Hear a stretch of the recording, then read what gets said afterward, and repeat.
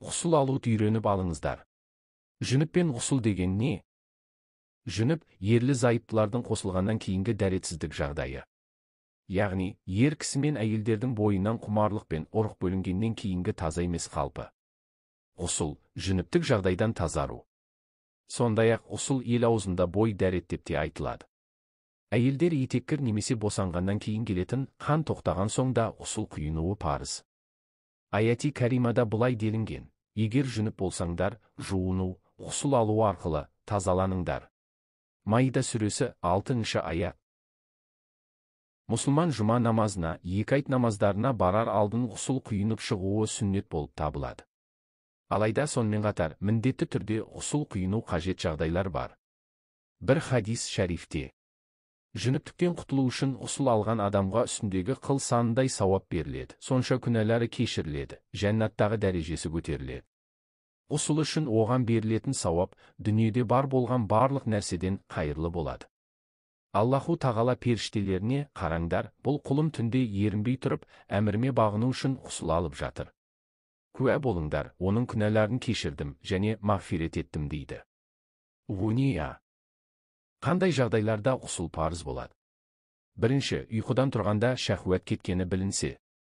Екінші, шәхуәт нәпсінің қозуымен күштеп атылып шықса. Үшінші, жыныстық қатынастан соң. Төртінші, хайыз әйелдердің етеккірі келген жағдайда. Бесінші, нифас бала тапқаннан кейінгі жағдайда. Алтыншы, кәпір ислам дінін қабылдаса. Жетінші, мұсылман дүниеден озғанда.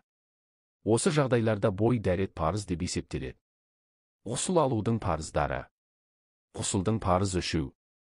Ауызды шаю. Мұрынды шаю. Денені бастан аяққа дейін тұтас жуу.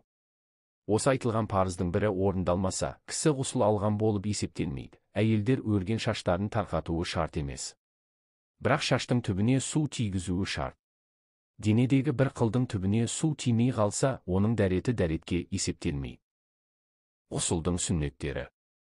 Ғұсылға ниет ету. Бисмиллах деп, Алланы зікір етіп бастау. Ескерту: киім шешілгеннен кейін бисмиллах деп іштей айтылады. Екі қолды білезікке дейін жуу. Ғұсылдан бұрын дәрет алу. Әуретте нәжіс болса кетіру. Оң жақтан бастап құйыну. Денеге бастан аяқ суды 3 рет құю. Сүннетке сай ғұсыл алу. Сұрақ: сүннетке сай ғұсыл қалай алынады? Жауап: ғұсыл алу өте оңай. Аузы мен мұрнын сумен жуып теңізге, көлге сүңгіп шыққан немесе душ астында бүкіл денесін сулаған адам ғұсыл алған болады. Алдымен дәрет алып, одан кейін бүкіл дене жуылса, сүннетке сай болады. Ғұсыл алу үшін ниет ету ханафиде сүннет, басқа мазхабтарда парыз. Ғұсыл алған кезде ниет етуді ұмытқан адамның да ғұсылы өтеді. Ғұсыл алатын кезде бисмиллах айтылады. Тіпті калимаи шахадат айтуда жақсы болады. Сүннетке сай ғұсыл дәретін алу үшін алдымен таза болса да 2 қолды және әурет жерлерді жуу керек. Одан кейін денеде бар болса нәжісті жуу керек. Содан кейін ғұсылға ниет етіп толық дәрет алу керек.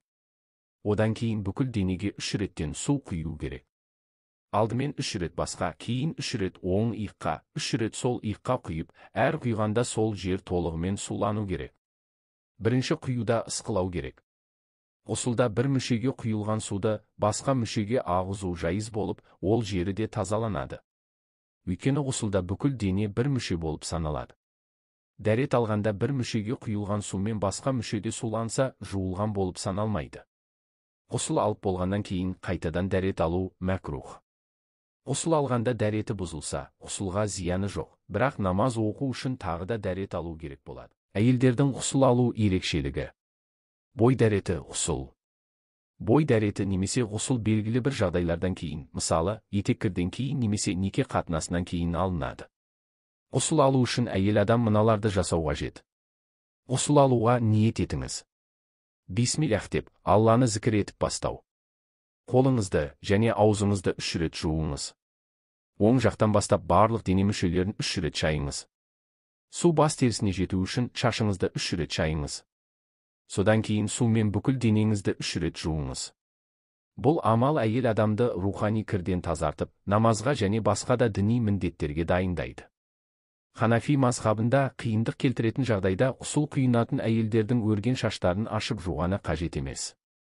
Тек қана өлген ұзын шаштардың түбіне су барса жетіп жатыр.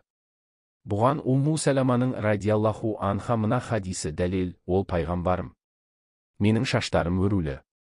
Жүніптік немесе хайыз үшін ғұсыл алғанда шашымды тарқатайын ба? деп сұрады. Сонда пайғамбар салаллаху алейхи уә сәлем: жоқ, басыңа 3 рет су құйсаң жеткілікті. Сосын үстіңе су құйып жуынарсың деп жауап берді. Муслим. Жүніп болған адамға не істеуге болмайды? Не істеуге болады? Ғұсыл алуы қажет болған адам жүніп деп аталады. Жүніп болған адамға бисмиллах айтуға, дұға оқуға, ля илаха иллаллах деп зікір етуге, салауат оқуға болады.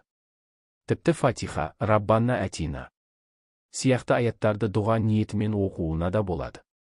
Құран кәрім кітабын ұстауға болмайды. Жаттанды түрде болса да Құран кәрім оқуға болмайды. Мешітке кіре алмайды. Шап маңын қыруы, шаш, тырнақ қырқуы мәкрух болады. Хайыз, етеккір жағдайында бұларды істеу мәкрух болмайды. Сұрақ: жүніптің бір нәрсе ішіп жеуі, көшеге шығуы, жүніп болған әйелдің сәбиін емізуі дұрыс па? Жауап: аузын шайғаннан кейін ішіп жеуі жайыз болады. Жайыз деп дінде рұқсат етілген жалпы іс-әрекеттерді айтады. Көшеге шығуда жайыз. Әйелдің көкірегін жуғаннан кейін сәбиін емізуіне болады. Жүніп адам намаз уақыты шығудан бұрын жуыну керек. Бірақ одан артық жүніп болып жүруі харам болады. Намаз оқитын және оқымайтын әркім бір намаз уақытын жүніп күйде өткізетін болса, үлкен азап шегеді делінеді хадисте. Бір адам жүніп болса да ғұсыл алмай бір намаз уақытын өткізсе, ол адамға оттан көйлек кидіріледі делінген хадисте. Имам Ғазали. Сұрақ: жүніп болған адамның қолын, аузын шаймастан ішіп жеуі дұрыс па? Жауап: тәнзихан мәкрух, адалға жақын мәкрух. Мұрынды оң қолмен шаю сияқты, қолын жуғаннан кейін ішіп жеуі мәкрух болмайды, бірақ ләжі болса жүніп күйде ішіп жемеу керек. Сұрақ: ихтилам деп ұйқыда ғұсылдың бұзылуын айтады. Ихтилам болғанда және жұбайымен қосылғаннан кейін үстіндегі бүкіл киімдерді шешіп жуу керек пе? Жүніп кезде тер тиген киімдермен намаз оқуға болады ма? Жауап: жүніп болған адамның терлеген тері нәжіс емес. Ол киімдермен намаз оқуға болады. Мәни, сперма, ұрық. Ханафиде нәжіс, басқа 3 мазхабта таза. Ихтилам болған адам киімдерінің бәрін ауыстыруы қажет емес, тек мәни тиген жерді жууы жеткілікті болады. Мәни кеуіп қалған болса, ысқаланса тазаланған болады. Ол киіммен намаз оқуға болады.